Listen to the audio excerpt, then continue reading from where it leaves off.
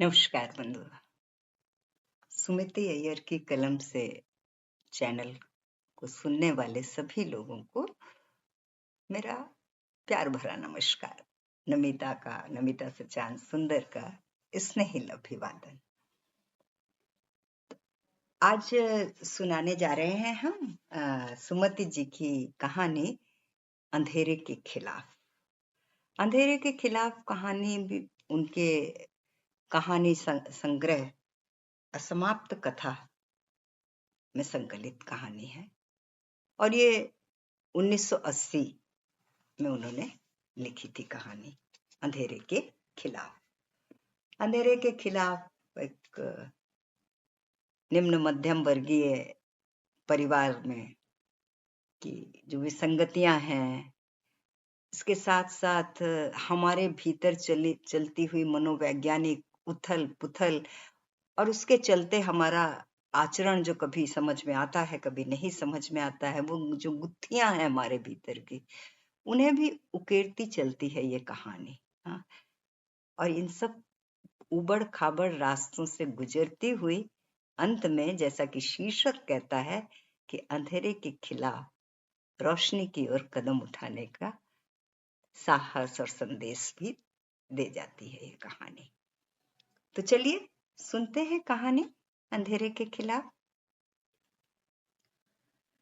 रोशनी का भरपूर चुंधियाने वाला दायरा उसने आंखों पर महसूस किया तो झट आंखें खुल गईं। आंखों को थोड़ा धीमे से सहलाया और आंखें खोल ली। बबलू किताबें निकाल रहा था। उसने लेटे ही लेटे ध्यान से बबलू को देखा। मुंह धोकर आया था शायद। ताजगी थी उसके चेहरे पर। चाय पी ली बबलू? उसने धीमे से पूछा। नहीं, बबलू ने संक्षिप्त सा उत्तर देकर किताब पर अपना मुंह झुका दिया। उसने अम्मा की खाट की ओर देखा। चादर से मुंह बदन ढके पड़ी थी अम्मा। देर रात तक जगी थी, ये उसे पता है। बहुत देर तक उनका बदन हिलता रहा था और कई बार उसका मन हुआ वो उठकर जाए और उनकी आंखों की नमी सोख ले, पर जैसे हिम्मत नहीं हुई। वो जानती थी, उसे पता था कि उन्हें छूने भर की देर है और भीतर की दुखती रग उघेड़कर वे उसके समक्ष रख देंगी और उसे झेलने से, देखने से वो कतराती रही है। एक बार तो उसे अम्मा की इस भावुकता पर झल्लाहट हुई। कौन सा पहाड़ टूट पड़ा है इन पर? यही ना कि बेटे ने चुपचाप शादी करके घर बसा लिया और इन्हें खबर तक नहीं दी। अरे बता भी देता तो क्या फर्क पड़ जाता। पिछले 4 सालों से उनकी कोई खबर तो आई नहीं थी। अम्मा जब तक उदास जरूर होती थी, पर घर नियमबद्ध तरीके से चल रहा था। कई बार महज चिड़चिड़ाहट के तहत उसका मन होता अम्मा से साफ साफ पूछ ले, पर तीखा प्रश्न फेंक कर उन्हें और दुखी करने से समस्या का हल भी तो नहीं निकल सकता।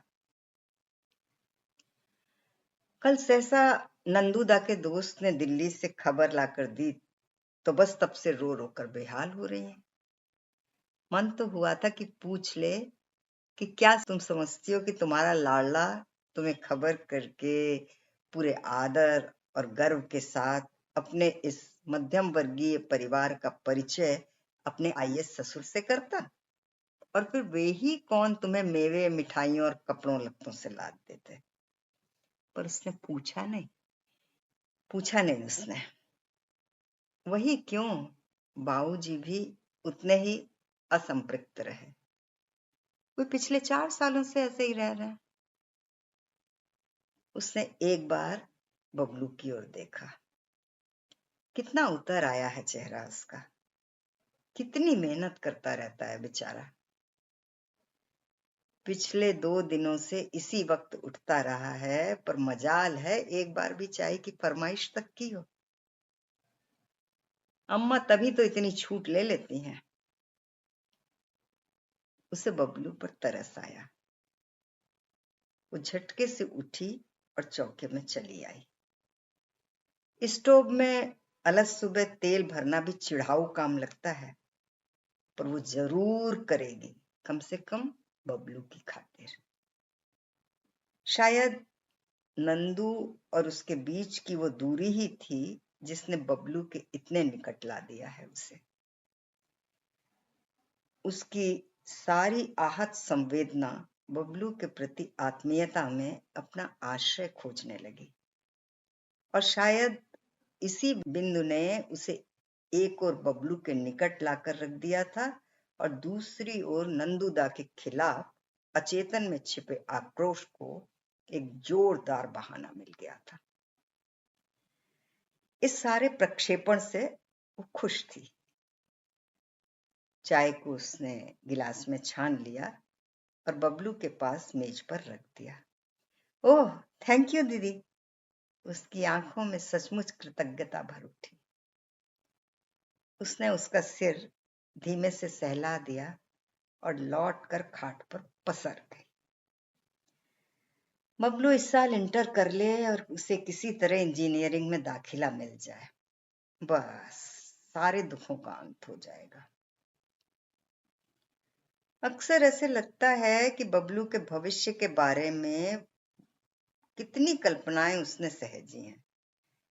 अगर उतनी अम्मा सहजती तो ये दुख जो उन्हें पिछले वर्षों से लगातार छींचता रहता है, वैसा कभी ना होता। कितनी बदल गई हैं अम्मा। पहले वे कितनी चुप रहा करती थी। नंदूदा बाबूजी के खिलाफ जब तब बोलते रहते थे तो वे एक न एक बात कहकर उनका मुंह बंद कर देती थी, पर अब जब भी मौका लगता बेटे के घर से चले जाने का जिम्मेदार बाऊ को ही ठहराती हैं। वे अक्सर भूल भी जाती हैं कि घर से भागे हुए बेटे की चिंता में वे अपने वर्तमान से इस कदर कट गई हैं।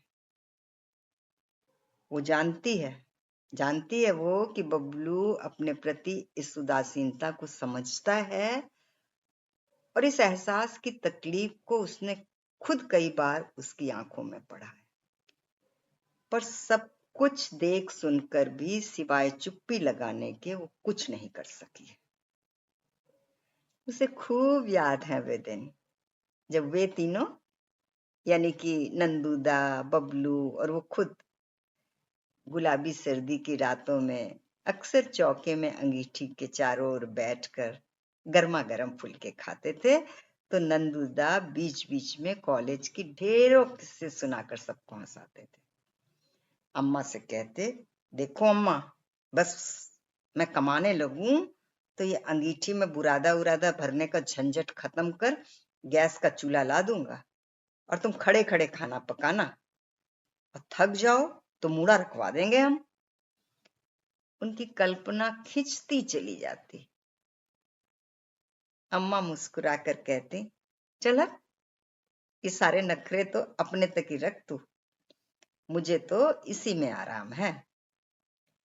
पर भीतर ही भीतर अपने बेटे के उस उत्तरदायित्व भरे लाड़ में वे फूलती जरूर थी। रात बाबूजी अपने पोथी पत्रे के साथ प्रसाद लेकर लौटते तो उनके दोने के पेड़े को लपकने यही नंदूदा दौड़ते थे सबसे पहले। बबलू को लाख ललचाते और वो चीखता। अम्मा बीच बचाव करती, तब कहीं जाकर अम्मा को दोना पकड़ाते और अम्मा एक पेड़ा ठाकुर जी के आले में रखकर शेष उनमें बांट देती। इस सारे कोहराम के बीच वो चुप बनी रहती। अम्मा के संस्कारों में जैसे खुद ब खुद ढलती जा रही थी। एक और अम्मा की नियमित नसीहत, दूसरी ओर आस पड़ोस के निम्न मध्यम वर्गीय परिवार और उन परिवारों के संस्कार, इन सब ने मिलकर उसे शुरू से ही अंतर्मुखी बना दिया था। कई बार अपने हिस्से का पेड़ा तक बबलू को दे देती, और नंदूदा उसमें से भी एक हिस्सा तोड़कर भाग जाते। बबलू रुआसा सा बाबूजी के पास दौड़ जाता। बाबूजी चौकी पर बैठे होते और मुस्कुराकर अम्मा से कहते, इतना बड़ा हो गया है, पर देखो बबलू के साथ छेड़छाड़ की इसकी आदत गई नहीं। और फिर बबलू को सहलाकर कहते, तेरा ही तो भाई है, खा भी लिया तो क्या हुआ। बबलू जैसे कुछ समझता और चुपचाप लौट आता। वो बबलू के इस बहलने और बहलाए जाने को शुरू से ही देखती आ रही है, पर अलावा इसके सब जैसे ठीक चल रहा था। बाबूजी तो पुश्तैनी धंधे से लगे थे। मात्र 13 वर्ष की आयु में सारे पुराणों उपनिषदों का काम चलाऊ ज्ञान बाबा ने उन्हें करा दिया था। बाबा के गुजर जाने के बाद 14वें वर्ष में ही बाबूजी ने जजमानी संभाल ली और आज तक उसे बेरोक निभाए जा रहे हैं। उनकी लुटिया, चंदन का टीका, ढीला खद्दर का कुर्ता और घनी मूंछों के बीच होठों की वो हंसी। बाबूजी ने खुद तकलीफें उठाई। घर घर जजमानी करने जाते तो प्रसाद और रुपयों के साथ कभी कभार अवमानना के कड़वे घूंट भी मिलते ही रहे होंगे। जाने क्या था उनमें कि वे सब कड़वे घूंट खुद आत्मसात कर लेते थे। प्रसाद और दक्षिणा के रुपए घर ले आते। मकान का एक हिस्सा तो बनिए को किराए पर उठा रखा था, जिसकी परचून की दुकान थी। अम्मा कड़की के दिनों में वहीं से राशन उधार लाया करती थी, जो किराए के रुपयों में एडजस्ट हो जाते। ये अम्मा और लालाइन चाची की परस्पर बात थी। वो अक्सर उनकी साक्षी बनी रहती। बाबूजी अक्सर नंदूदा से उनकी पढ़ाई का हाल पूछ लिया करते थे और नंदूदा पूरा किस्सा सुना डालते। किसमें कितने नंबर मिले और किसे कितने मिले, माँ सब उन पर कितनी उम्मीद लगाए हैं, वे कॉलेज में जरूर टॉप करेंगे, बोर्ड में भी शायद कोई पोजीशन आवे। बाबूजी गदगद हो उठते। पूरे खानदान में इंटर का मुंह पहली बार नंदूदा ने ही तो देखा था। इस बात का गर्व बाबूजी को ही अधिक था। बोर्ड में उस बार नंदूदा की पोजीशन तो नहीं आई, बहरहाल कॉलेज में जरूर अव्वल आए। पूरे जोर शोर से उन्होंने डिग्री में दाखिला लिया था। अम्मा ने सत्यनारायण की कथा करवाई थी और पहले दिन नंदूदा अम्मा से टीका लगवाकर बाकायदा दही पेड़ा खाकर कुरुक्षेत्र के योद्धा की तरह कॉलेज गए थे। शाम अम्मा ने उनके लिए बेसन का हलवा बनाया था और गर्मा गर्म पकौड़ों के लिए कढ़ैया चढ़ाई थी। उसे याद नहीं पड़ता कि कभी अम्मा ने उसके पास होने पर या फिर बबलू के अव्वल आने पर इस तरह की आवभगत की हो। नंदूदा के आने पर ही खाने की जिद के कारण उसे और बबलू को उस शाम देर तक भूखा रहना पड़ा था। नंदूदा शाम 7 बजे लौटे थे मैटनी शो देखकर। अम्मा को कहीं बुरा भी लगा हो तो उसे साफ छिपा गई थी और मुस्कुराकर बोली थी, कॉलेज की बात है, अब घर घुसर थोड़ी ही रह जाएगा। सब सहज हो गया था जैसे। सब ठीक चल रहा था 1-2 माह तक। बाबूजी ने अम्मा से कह दिया था कि अब नंदू फीस माफी का फॉर्म ले आए। 2 महीने से फीस भरने में कठिनाई हो रही है। उसी दिन खाना परोसते वक्त नंदूदा तक अम्मा ने बात पहुंचाई थी और कौर हाथ में लेकर उन्होंने वापस थाली में पटक दिया था। पहली बार उन्होंने शायद अपनी झल्लाहट उतारी थी, पर मुंह से कुछ भी नहीं कहा था। बहरहाल न फॉर्म लाया गया, न ही फीस माफ हुई, पर उसके बाद कभी भी उन्होंने फीस के रुपयों का जिक्र नहीं किया। वे कॉलेज भी जाते रहे और फीस भी भरते रहे। कैसे? कोई नहीं जानता। अम्मा ने एक बार पूछा भी था तो वे पलट कर बोले थे, आप लोगों से तो नहीं मांगता ना, बस बेफिक्र रहिए। अम्मा ने कुछ और पूछना चाहा था तो थाली छोड़कर उठ गए। देखो अम्मा, हर समय ये पैसे की झिकझिक न लगाया करो। हाँ, किसी दिन अगर ना तुम लोगों का उधार चुका दूं तो फिर कहना। अम्मा से तो फिर कुछ पूछा ही नहीं गया। कैसा उधार, कैसा कर्ज? एक शाम देर से आए तो बबलू ने ही बात पकड़ी थी। अम्मा, दादा ने चुटिया कटवा ली। अम्मा ने आंगन में हाथ पैर धोते नंदूदा को एक बार देखा, फिर रोटियां बेलने में जुट गई। 3-4 दिन तो छिपते रहे, पर बाबूजी की अनुभवी आंखों ने सब ताड़ लिया था। उस रात बाबूजी ने खाना नहीं खाया था। अम्मा ने नंदूदा को लाख समझाया कि वो बाबूजी से माफी भर मांग ले, पर वे भला क्यों तैयार होने लगे।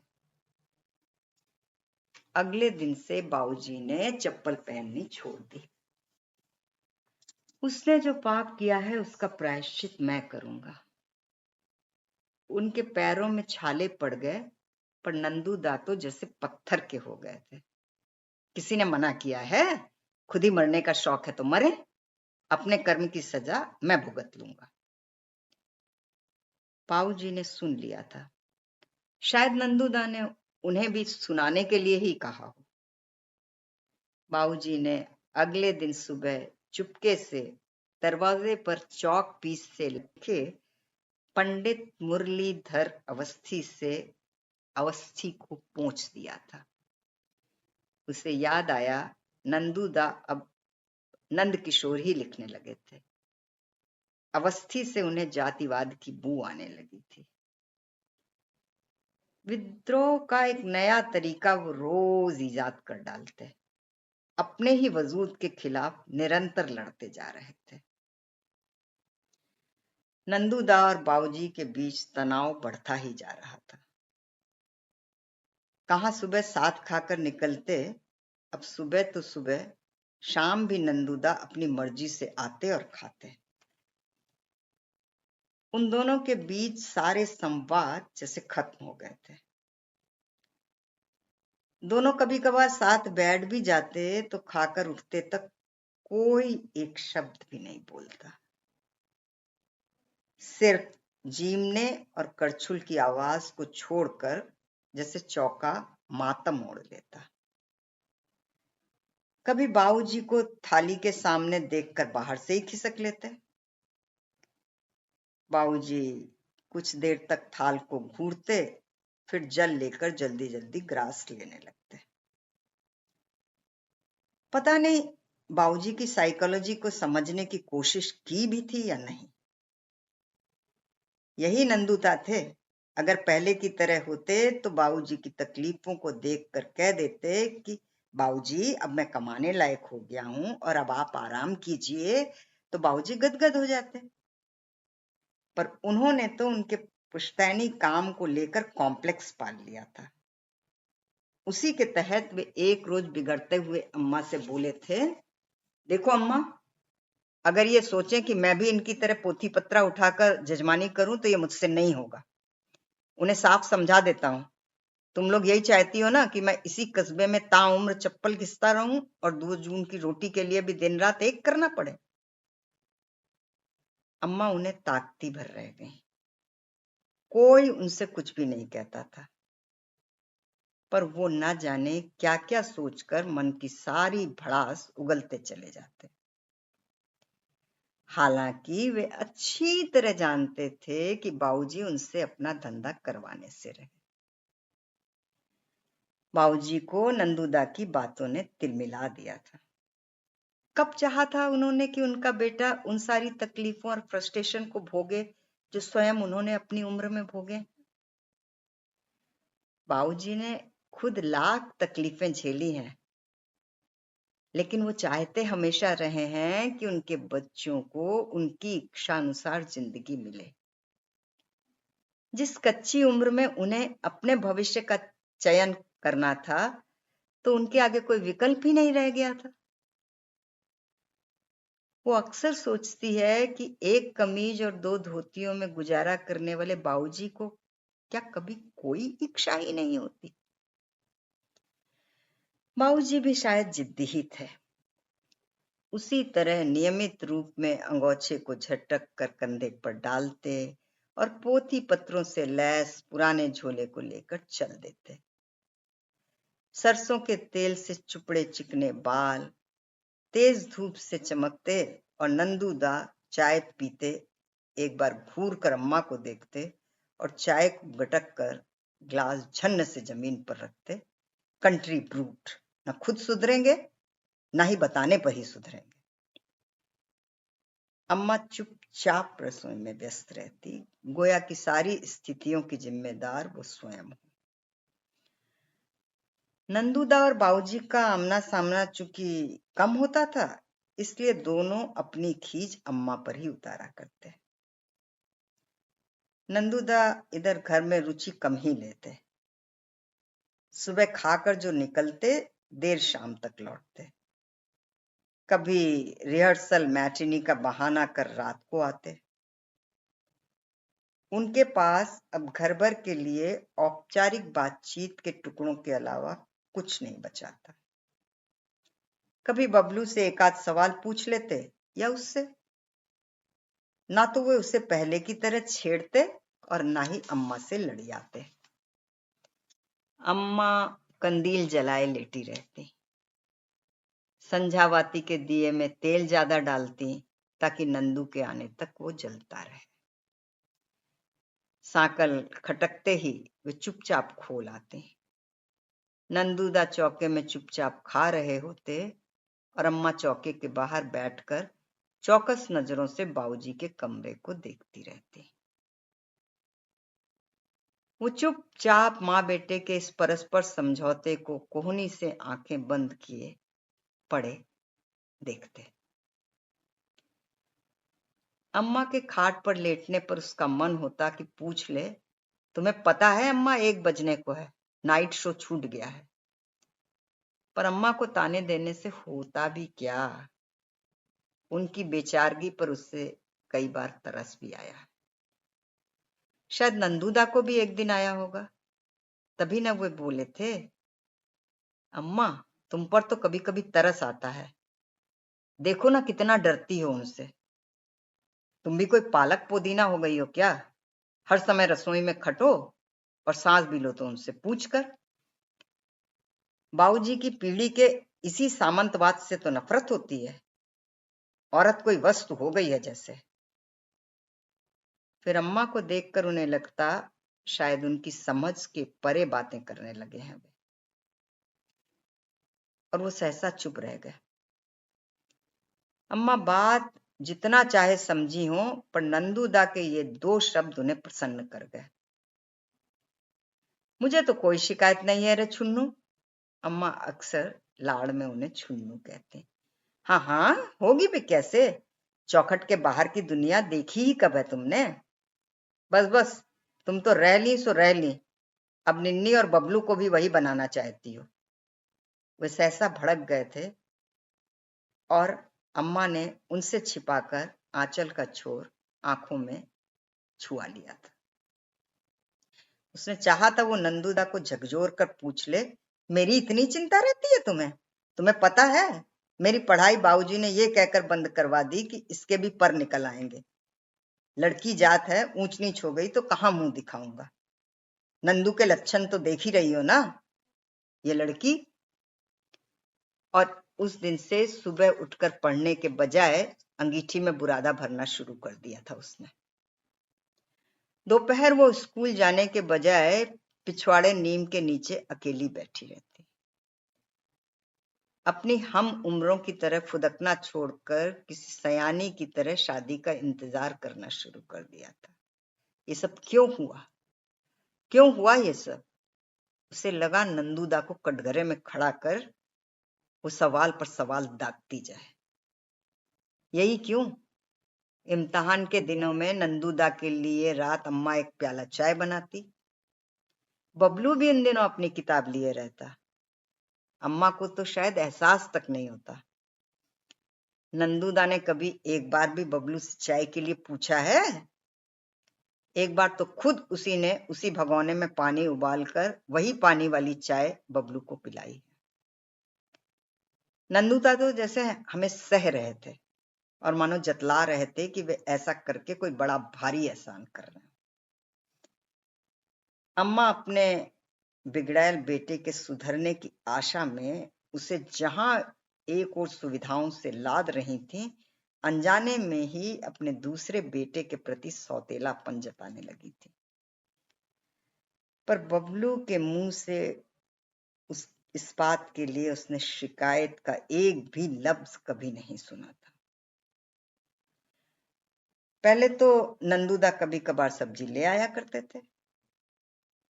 बाबूजी ये सब सौदेबाजी करके छांट छांट कर लाते, पर नंदूदा बगैर भाव पूछे ही तुलवा लाते। अम्मा ने एक दिन हल्के से कह दिया तो बस वो दिन और आज का दिन वो भूल कर भी थैला नहीं उठाते। मुझसे ये सौदेबाजी नहीं होगी।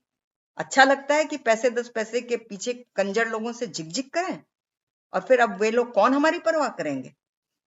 वो जमाना तो गया जब नेकी और ईमानदारी की कद्र होती थी। अब तो बाबूजी से कहो अपने सारे उसूल गंगा जी में डुबकी लगाते वक्त डुबो दें। अपने रईस दोस्तों की देखा देखी वे भी जैसे सपना पालने लगे थे और हकीकत से चिढ़ने लगे थे। दोष नंदूदा का नहीं, दरअसल उन सपनों का था जिसे देखना उनकी उम्र और जमाने का तकाजा था। नंदूदा को पूरे घर से शिकायत थी। दुनिया से तो खैर शिकायतें थी ही, पर वे अपनी छोटी से छोटी तकलीफों का जिम्मेदार घर भर को ही ठहराते।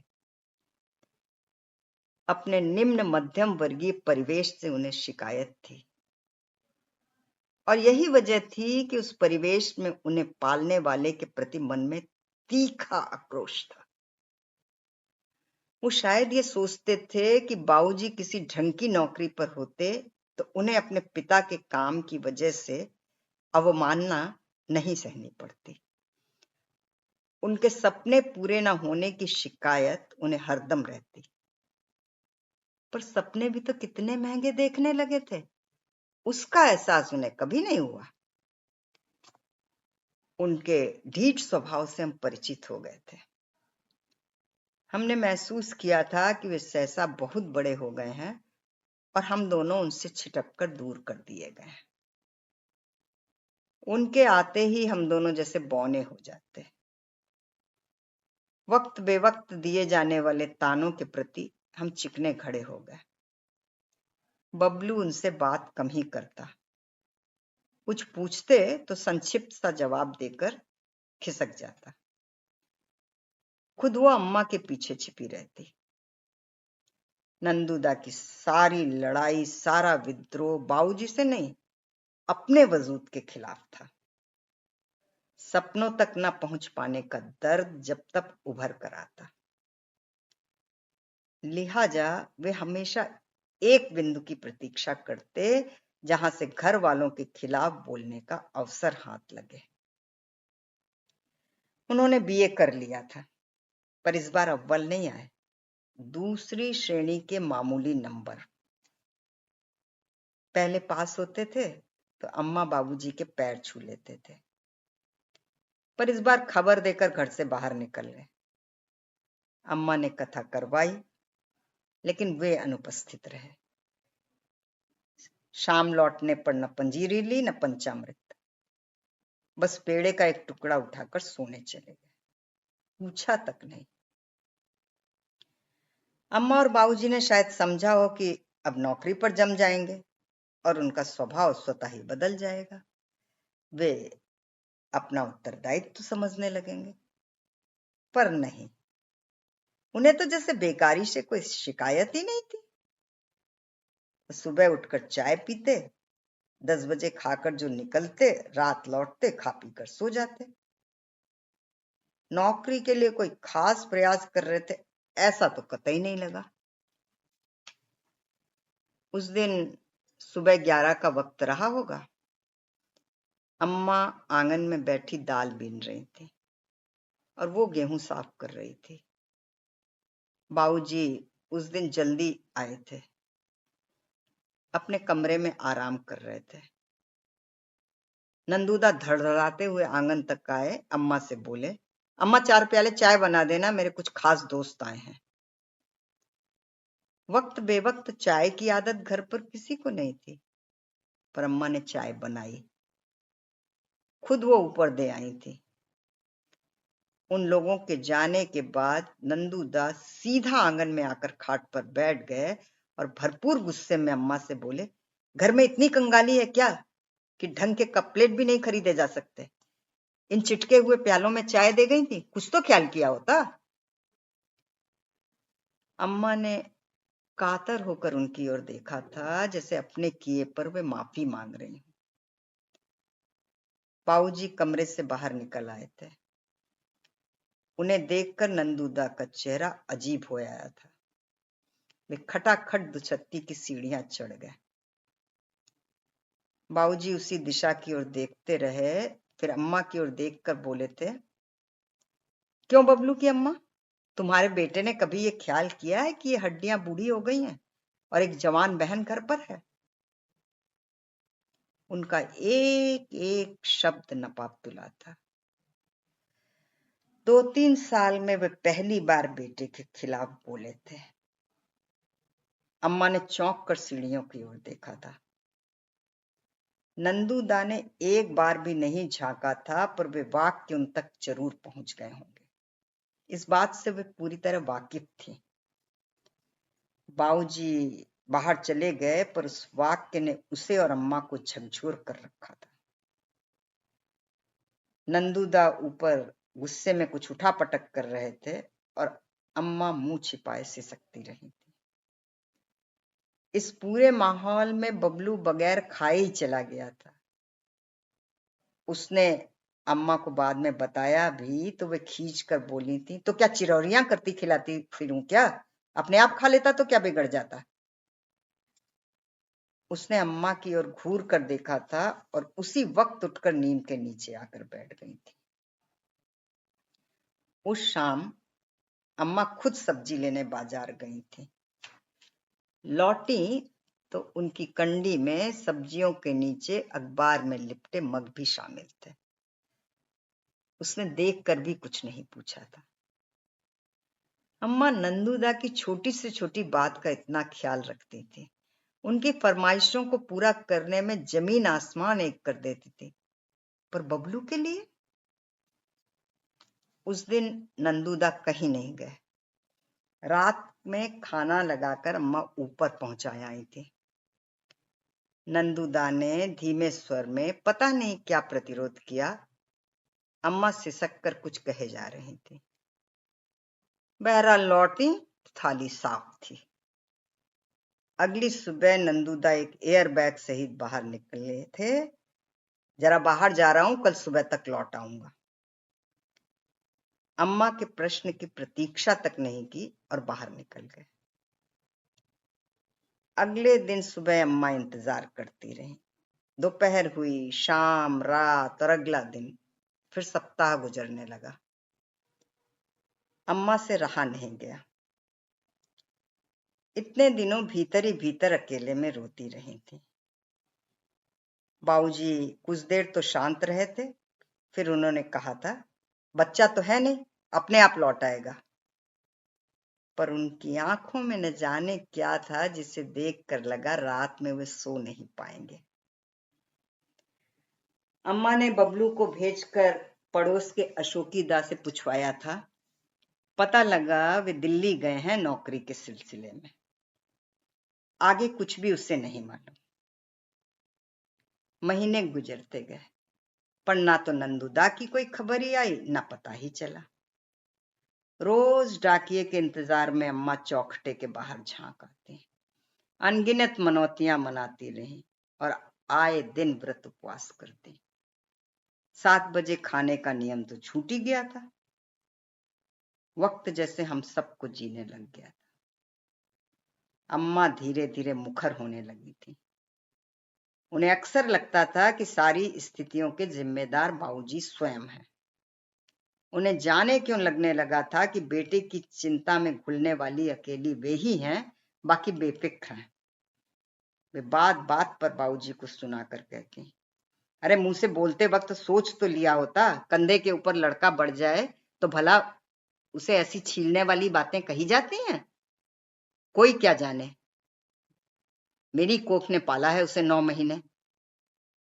उन्हें हमेशा नंदूदा के खाने पीने की चिंता रहती थी। बाबूजी शिथिल हो गए थे।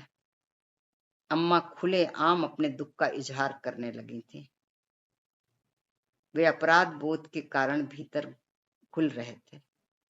लड़का लाख नालायक हो, कमबख्त आंख के सामने तो रहता। अम्मा की अनुपस्थिति में वे कई बार बबलू को नंदूदा के दोस्त के घर भेज देते थे। बाबूजी को इतना कातर देखकर उसका दिमाग झन्नाने लगता। क्यों हो गए हैं इतने दीन और दयनीय? अम्मा से जवाब तलब क्यों नहीं कर लेते? अम्मा की उदासीनता ही थी कि हम तीनों एक दूसरे के संवेदना के स्तर पर जुड़ने लगे थे। बाबूजी की सारी आशाएं बबलू पर केंद्रित होने लगी थी। कई बार घर पर हम आहट खोजने को तड़प जाते थे। लगता बाबूजी जैसे कमरे में डोल रहे हों और अम्मा पहले की तरह सब्जी छौंकती हुई मानस की चौपाई गुनगुना रही। पर वैसा कुछ नहीं होता। वो चुप्पी बनी रहती जिसने पूरे घर को ढक लिया था। सब घर पर मौजूद हैं, अपने कामों में लगे हुए हैं, पर किसी को किसी से न कुछ लेना है न देना है। पता नहीं कहाँ खो गया है वो अपनापन, वो सहजता जिसे सब खोजते फिर रहे हैं, और वो है कि घर में लुका छिपी खेलता बाहर निकल गया है। फैले हाथों से हम टटोल रहे हैं, तो इस पर मजे की बात यह है कि हम इतने सतर्क हैं कि एक दूसरे से टकराते भी नहीं है। ऐसे माहौल में निम्न मध्यम वर्गीय परिवारों में जो भी हाल होता है वही यहां भी हुआ। रिश्तेदार और पड़ोसी अक्सर आने लगे, एक न एक खबर लाकर परोस देते। बाबूजी तो शांत बने रहते। अम्मा भड़क कर कहती, अरे उन्हें क्यों पता दे रहे हो? उन्होंने तो तिल तर्पण कर लिया है, जिए मरे उनकी बला से।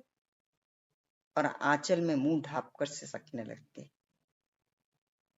बाबूजी की कातरता उस वक्त देखी नहीं जाती। उसे बाबूजी पर तरस आता। जिस उम्र में उन्हें घर पर आराम करना चाहिए था, उस उम्र में भरी सर्दी में फटी हुई बदरंग पुरानी शॉल ओढ़कर निकलते। पर ये क्या उनकी ये कातरता और दयनीयता की वजह मात्र उनकी उम्र है? एक दिन सहसा डाकिया अम्मा के नाम एक मनी ऑर्डर दे गया, पूरे 400 रुपए का। भेजने वाले का पता तक नहीं। अम्मा के तो पांव ही नहीं पड़ रहे थे। रुपए उन्होंने ठाकुर जी के आले पर रखी हुंडी में डाल दिए थे। अगले दिन ही कथा करवा डाली थी। जाने कहां से पता ले आई थी और जिद करके बबलू से खत लिखवा लिया था। पोस्ट भी खुद करके आई थी, जैसे किसी का भरोसा ही न रहा। महीना गुजर गया पर कोई उत्तर नहीं आया, पर मनी ऑर्डर जरूर पहुंच गया। अम्मा का मिजाज कुछ बदलने लगा था। भागते भूत का लंगोटा ही सही, कुछ न कुछ तो हाथ लगा। तानेबाजी उनकी कम हो गई थी, पर लगा जैसे वे घर की दीवारों की भाषा भूल गई हैं, चौखट में लगी हल्दी के रंग को भूल गई हैं। और तो और हम दोनों उनके लिए आले में रखे मर्तबान हो गए थे। जब याद आया उतार कर मुंह पर बंधा कपड़ा निकाल कर चल दिया करती। फिर उसी तरह कपड़ा बांधकर वापस आले में रख देती। साल भर से यही नियम चलता आ रहा था। पिछले 4 महीनों में तो मनी ऑर्डर भी बंद हो गए थे।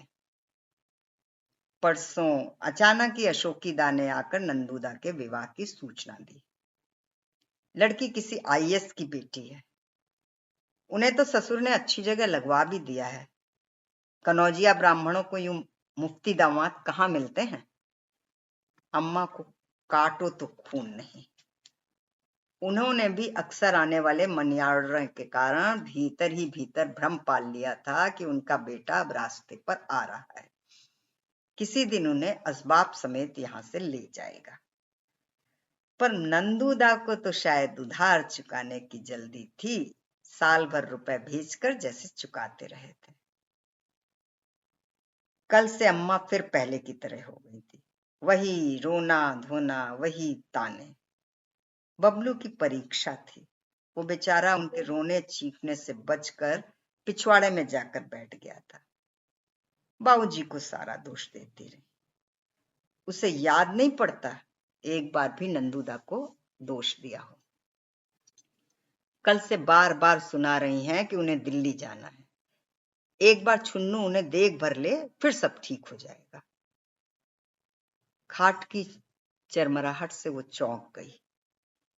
अम्मा खाट उठा रही थी। शायद नहा चुकी थी। गीले बाल पीठ पर फैले थे। धुली छापेदार धोती पहने थी। इतनी सुबह नहाना तो उन्होंने 2 साल से छोड़ रखा है। आज क्या हुआ?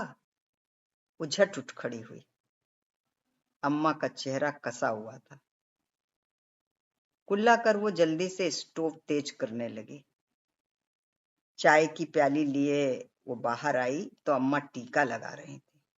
मंदिर जाओगी अम्मा? वो चुप रही। फिर उसकी ओर मुड़कर बोली, मैं दिल्ली जा रही हूँ छुन्नू के पास। बहू के लिए पुराने एक आध जेवर और अपना लहंगा निकाल कर रख लिया था। अम्मा को उसने तीखी आंखों से देखा था। अक्सर आंखें बचाने वाली अम्मा की आंखें तटस्थ थी। न कोई संकोच था, न ही कोई शंका। सारे तनावों का समाधान जैसे खोज लिया हो और अपनी खोज के प्रति जैसे वे आश्वस्त भी हों। बाबूजी को पता है? तुम बता देना। उसे जैसे विश्वास ही नहीं हुआ। अम्मा जो कभी बाजार या मंदिर तक बाबूजी को बगैर बताए नहीं जा सकती थी, आज इतनी दूर अकेली। नंदूदा के वाक्य चौखट के बाहर की दुनिया देखी है कभी? लगता है कहीं गूंज रहे। अम्मा के शब्दों के अर्थ जैसे पकड़ने में नहीं आ रहे। कारण ये नहीं था कि उनमें कुछ अस्पष्ट था, पर जो भी है दरअसल वो बहुत ही अविश्वसनीय है। इसे झेलना उसके लिए आसान नहीं है। अम्मा कहीं नींद में तो नहीं है? उसे शक होने लगा। पर नहीं, वे पूरी चेतना के साथ बोल रही हैं। उनका स्वर गूंज रहा है पूरी चेतना के साथ। उसे लगा वो अम्मा के मोह भंग की स्थिति को बर्दाश्त नहीं कर सकती है, और अगर वो उसको बर्दाश्त भी कर लेगी पर लेकिन बाबूजी की कातरता को नहीं झेल पाएगी। उसने निश्चय कर लिया था, अम्मा को रोक कर भी क्या होगा। चाय पीकर गिलास थमाती बोली, सब संभाल लेना निन्नी, बबलू से कहना मन लगाकर पढ़े। कब तक लौटोगी? कह नहीं सकती। छुन्नू ने कहा तो रुक लूंगी। उन्होंने झोला उठा लिया था। वो बाबूजी के कमरे तक भाग कर गई। बाबूजी पोथी पत्रा उलट पलट रहे थे। कितना अजीब लगा था। नंदूदा की उपस्थिति से अम्मा ही दोनों के बीच संवाददाता बनती थी, पर आज यहां वो बाऊ अम्मा। उसने आगे कुछ नहीं कहा। दिल्ली जा रही है ना? बाबूजी का स्वर मुलायम था और सधा हुआ। वे इतने निश्चिंत होकर रह सकते हैं वो जानती है, पर इस वक्त भी। वो लौट आई। बबलू रिक्शा ले आया था। अम्मा ने झोला उठा लिया। देहरी लांघते वक्त वो उसका भ्रम था या जाने क्या, अम्मा के पैर कुछ कांप गए थे। रिक्शा चल पड़ा और अम्मा ने उसे ढेरों हिदायतें दी। बबलू और वो गली के मोड़ तक देखते रहे। भीतर लौटकर उसने चाय गटक ली और ग्लास में छानकर बाबूजी के कमरे तक गई। वे पलंग के पाए पर सिर रखे बैठे थे। वे इतने अकेले और असहाय लग रहे थे कि उसका मन रोने को हो आया। क्या देखा उन्होंने जीवन भर, पूरा जीवन उन्होंने जिस परिवार के लिए स्वाहा कर दिया था, उसी परिवार की जब चिंदियां होने लगी थी तो वे मूक दर्शक बन गए थे। लगा जैसे सदियों से वे अपने मन के बोझ को हल्का करना चाहते रहे हैं, पर शब्द ही नहीं निकल रहे, छटपटा रहे हैं, और उनकी छटपटाहट आंखों में साफ पढ़ी जा सकती थी। उसे अम्मा से हल्की नफरत होने लगी। उसने धीमे से उनके कंधे पर हाथ रख दिया। उनकी आंखें नम थीं। वे उसकी ओर एकटक देखते रहे, फिर उसके बालों को सहलाकर बोले, छुन्नू कहीं नहीं गया निन्नी, छुन्नू कहीं नहीं गया। वो अपना साया यहीं छोड़ गया है, विद्रोह का साया। इस साये ने एक एक कर सबको डसना शुरू किया है कल को। और वो चुप हो गए। उनके हाथ कांप गए। गिलास जमीन पर रख झट से बाहर निकल आई। बबलू खाट पर लेटा कुछ दोहरा रहा था। उसे लगा एक भयंकर साया है जो बबलू की खाट के ऊपर पंजे फैलाए हुए खड़ा है और बबलू के चेहरे को धीरे धीरे गिरफ्त में ले लेगा, और फिर ना ना ना, वो ऐसा नहीं होने देगी। बहुत सह चुकी वो इस तकलीफ को। वो भागकर बबलू के पास पहुंची। बबलू उठो, जल्दी तैयार हो जाओ और बाहर निकल जाओ, वरना देर हो जाएगी। और वो खुद भागकर चौके में चली गई। बाहर के उजाले के बावजूद उसने स्विच ऑन कर दिया तो खट्टाक से रोशनी चारों ओर फैल गई और उसे लगा जैसे सारा घर रोशनी में नहा उठा है। उसने बाहर झांक कर देखा, बबलू तौलिया लिए नहाने जा रहा था। उसने महसूस किया अंधेरे के खिलाफ जंग का पहला दौर वो जीत गई। धन्यवाद। कहानी यहीं पर समाप्त होती है। धन्यवाद आप सबका।